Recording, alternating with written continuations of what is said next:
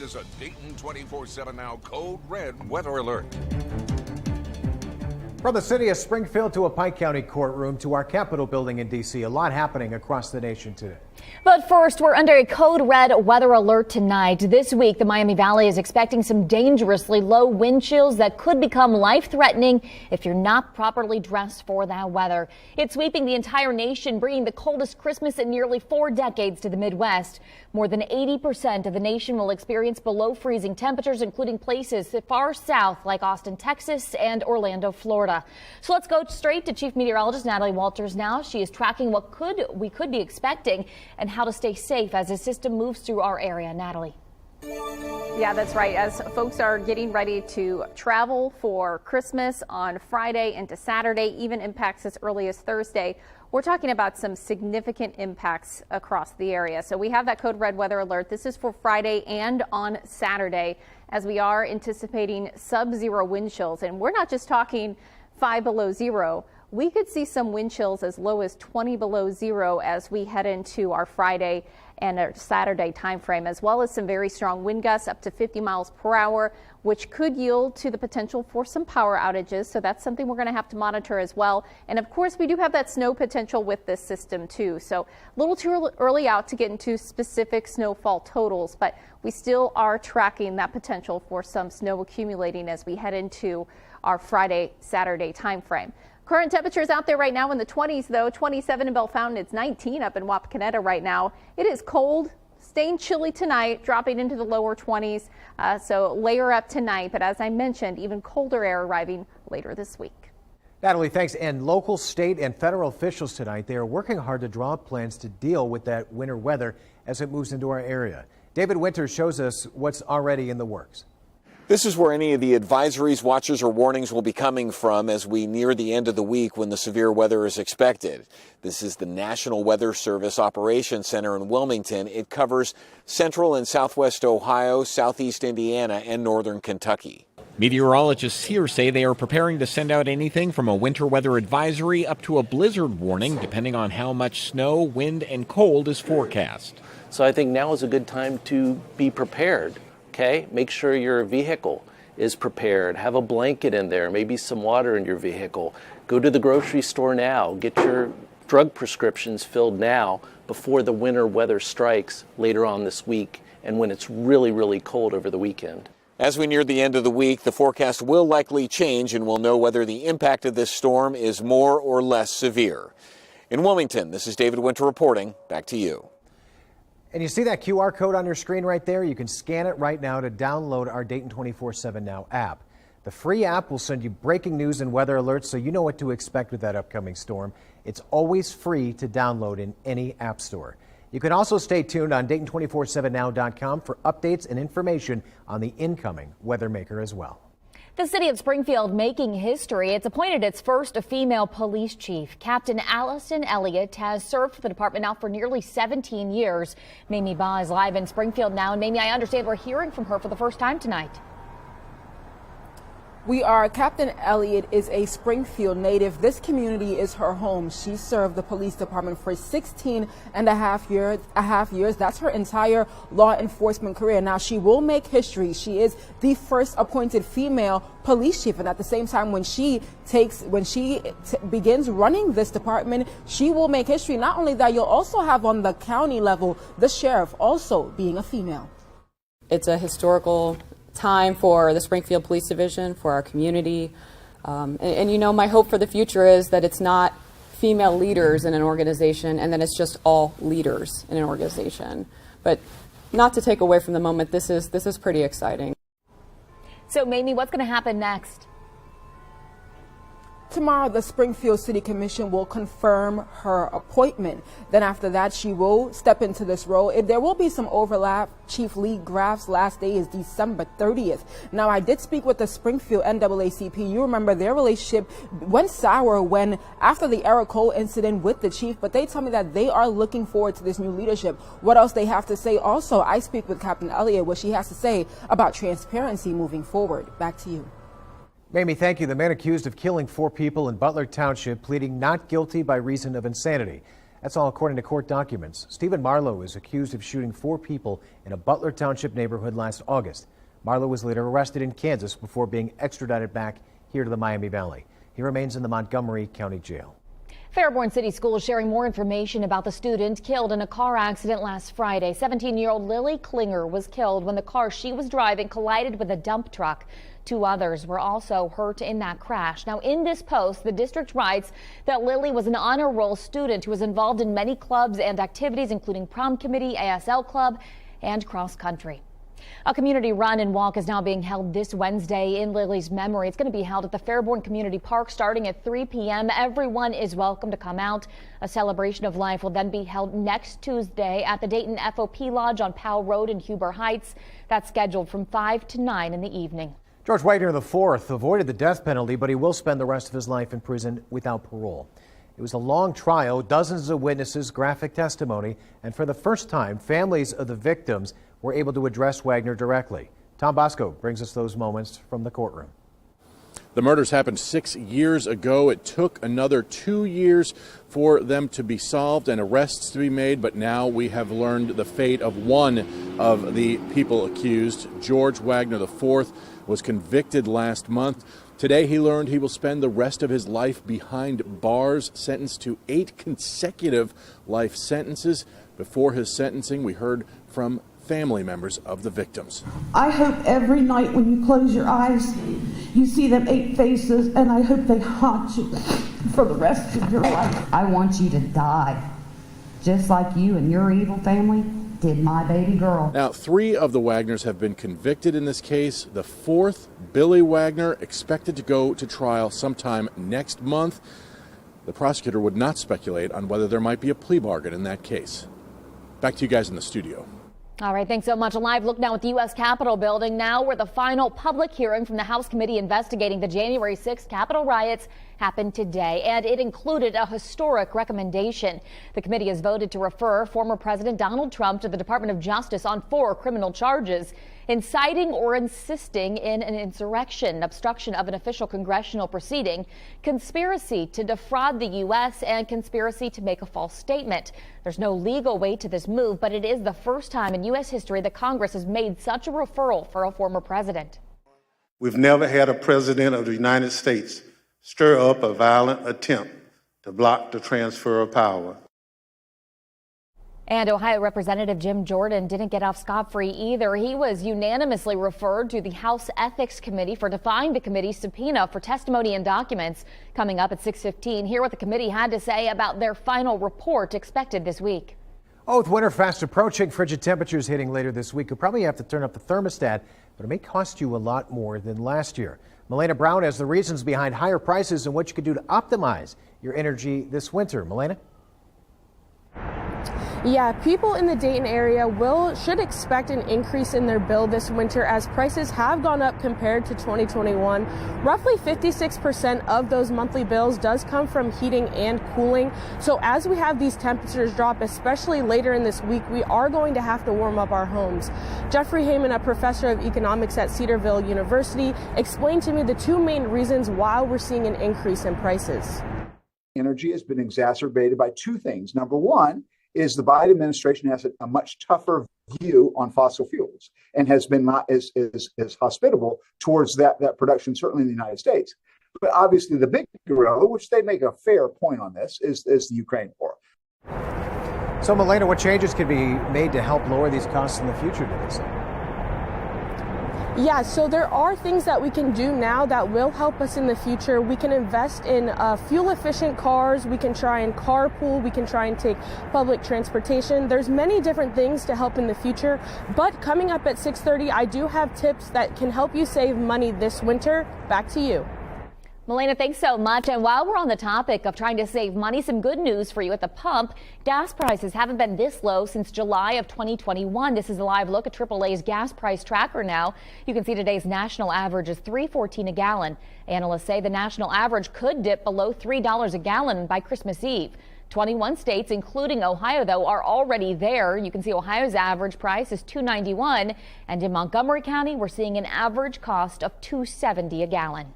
Title 42 was set to be lifted Wednesday, but that's no longer the case. Megan's at the Now Desk. So what happened exactly? Yeah, Adam, in just the last 2 hours, lots of changes actually. Chief Justice John Roberts issued an administrative stay that temporarily pauses the lifting of Title 42. That's a Trump-era pandemic policy that's allowed border agents to turn away more than 2.5 million migrants at the border.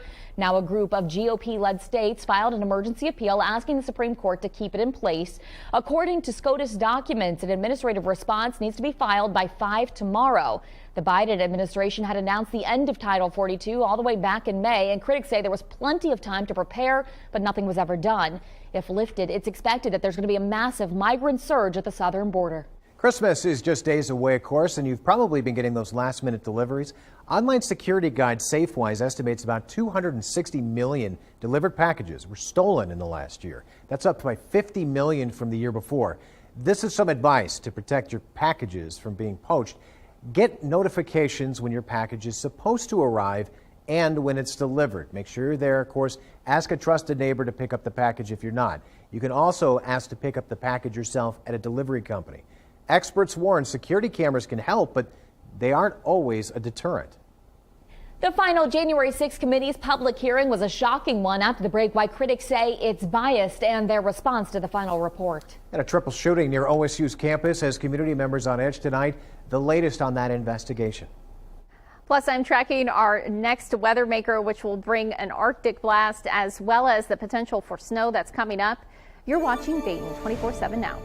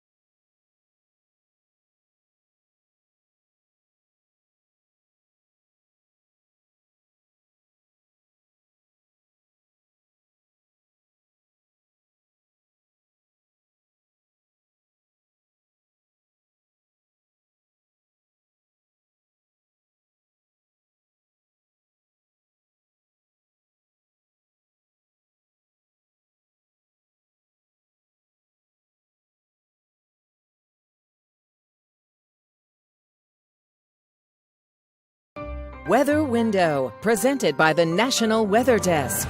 Have you ever seen a snowflake up close? Ethan Beckler from One-on-One Images shared this microphoto taken in Quincy, Illinois. It shows the amazing complexity of a single snowflake. And remember, no two snowflakes are alike. And as much of the nation's midsection prepares for the arrival of bitter cold, here's a pretty sunset from Beaumont, Texas. On Thursday, low temperatures there could get into the teens. For more content like this, like the National Weather Desk on Facebook.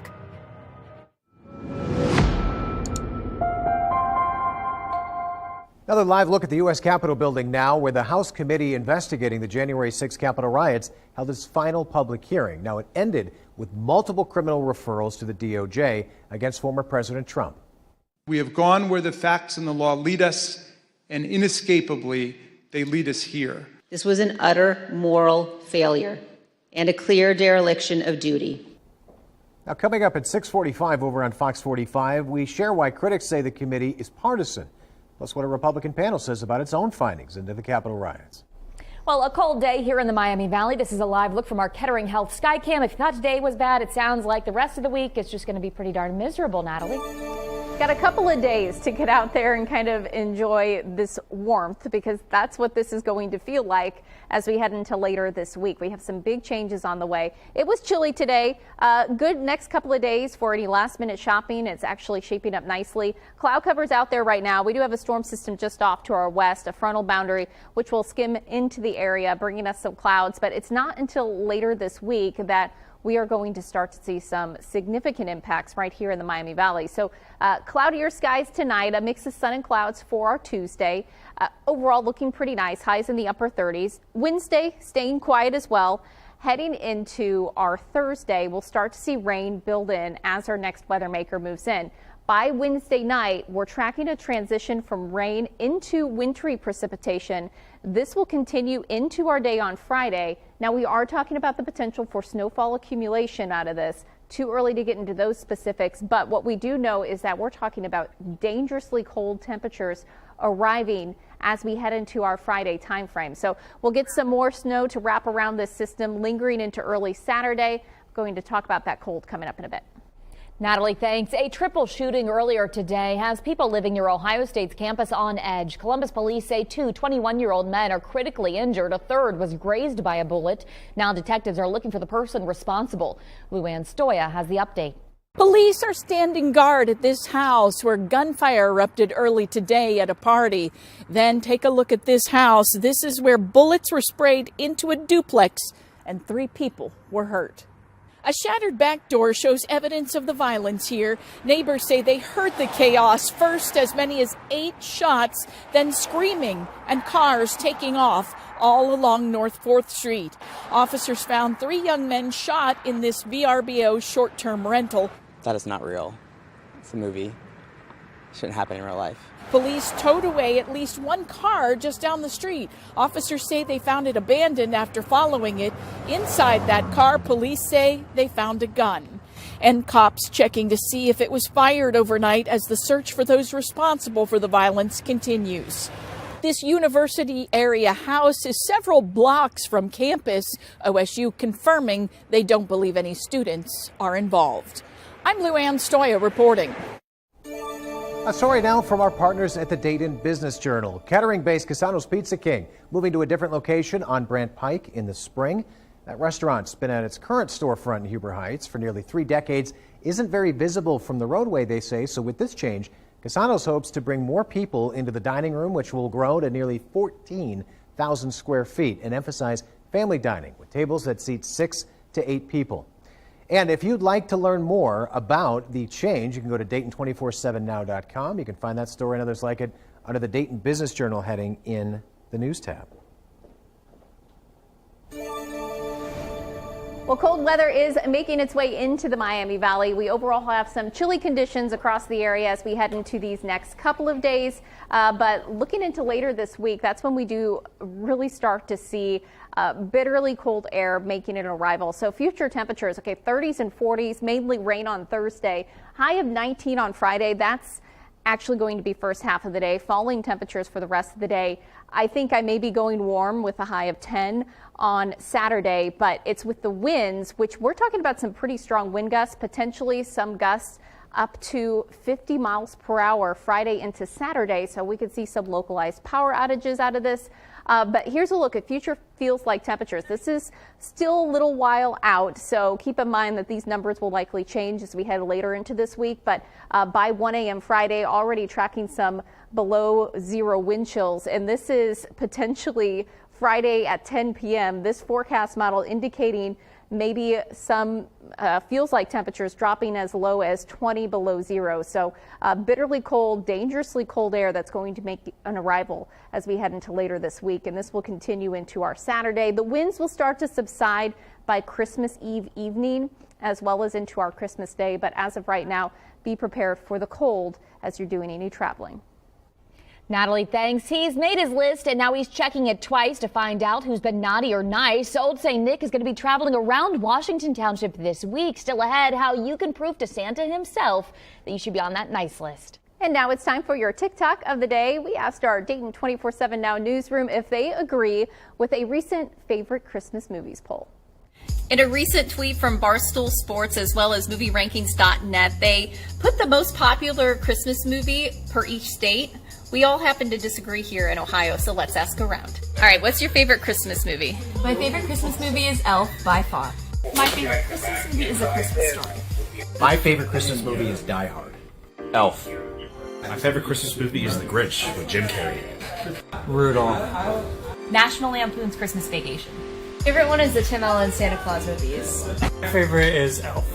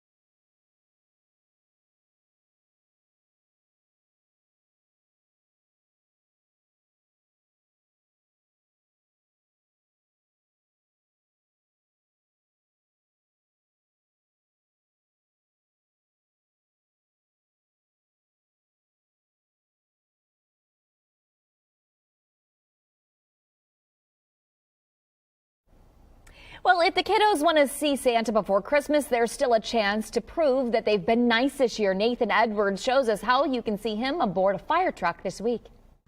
Well, Santa is making his list. He's checking it twice, and he has just a few days before Christmas. So he's heading out with the Washington Township Fire Department for their Santa tours. This one's set for tomorrow night at 6 p.m. You can see they start here on Franklin Street in Centerville, wind their way down through the neighborhoods, down Yankee, all the way back to Main Street here for a time for the kids to check out Santa, visit him while he's still out and about, taking requests for toys, of course, this year. They've already done this a couple weekends already, and it's been a huge success in the Washington Township area.